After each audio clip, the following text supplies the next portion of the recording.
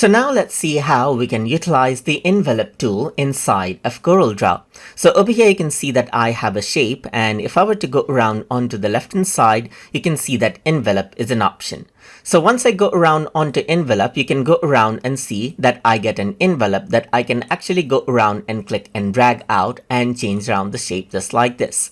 So right now there's a rectangular envelope, but you can go freehand as well just like this, and then this is what you have as you can see right here.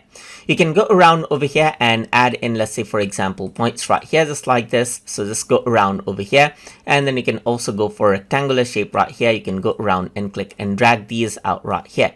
So this is what you have, and right now this is in putty mode, so you can go for more of a horizontal method right here. You can go for horizontal method right here. You can go for putty or vertical right here just like this.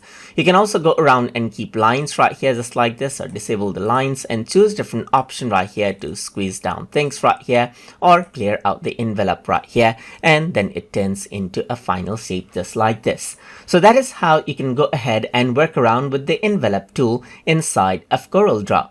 So I hope you guys learned something as always, and as always, please like, comment, share, and subscribe.